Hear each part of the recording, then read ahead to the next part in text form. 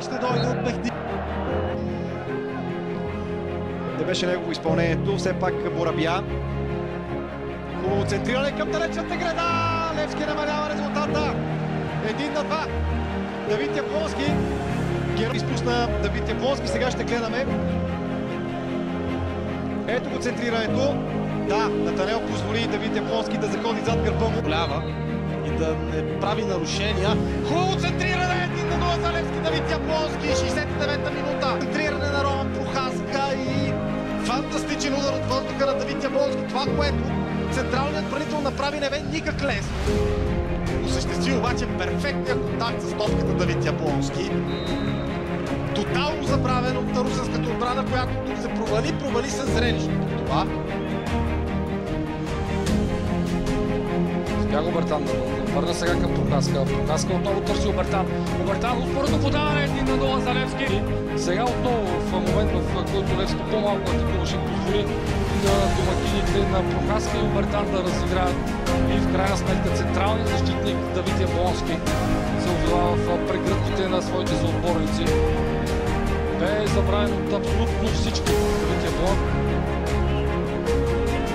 Центриране в наказателното поле. 1-0 за Левски. Отново Давид Яблонски. В самия край на първото полувреме още една асистенция на Жорди Гомес. Тази комбинация работи не за първи път лично за сините. Разписва се във втори пореден двубой Яблонски. От упор той разстреля Ян Георгиев. Макар и топката да бъде в обсега на Ян Георгиев, силен бе удар с глава. Не стигна бързината на рефлекса тук на Ян Георгиев с дясната ръка да прати топката над градата си.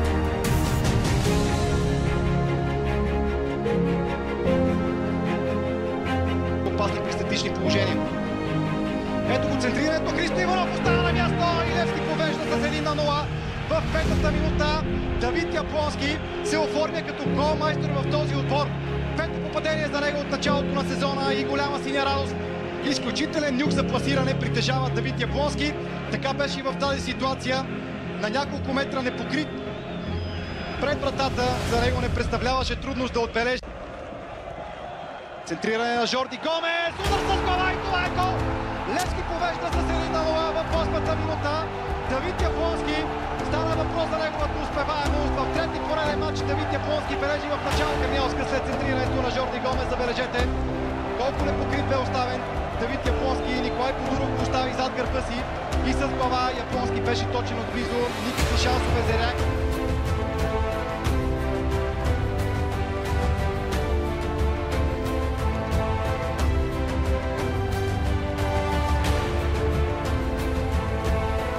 Яблонски. Гол! 3-1. Ето как Левски успява да поведе на още по-комфортен аванс на Левски. Центрирането на Жорди Гомес. Яблонски изгледа с страна отбранителите на Черно море и прати топката на близкия на Магниджиев въгъл, който не реагира обаче. Може би самият вратар шанс да застраши вратата на Ангелашки. Уж. Това е 1-0 Давид Яблонски. Ето, че в 21-та минута Левски повежда в резултата, а героят се много добре познат в първа лига. Вече има още 11 с екипа на сини. Чудесно намери топката. Ето още веднъж тук Мандаловски пробва да изчисти, само че за негово нещастие прати топката право на пътя на Давид Яблонски, който с чудесно поле. Да видим сега. Центриране на Давиде Мариани. Няколко футболисти скочиха и топката е във вратата. 1-0 за Левски. Давид Яблонски открива в третата минута на матча. Страхотно начало за Левски. Давид Яблонски повтаря упражнението, което гледахме през целия минал сезон. Колко важни попадения вкара той. Ето, че сега го прави отново. Тренето на Давиде Мариани наблюдаваме сега. Яблонски успя да се ориентира най-добре в обстановката. Не се справиха и бранителите на Витоша. Но Давид Яблонски в частност беше Радко Мотовчийски, който обаче закъсня, не успя да се намеси. Никой от неговите съотборници също не успя достатъчно бързо да реагира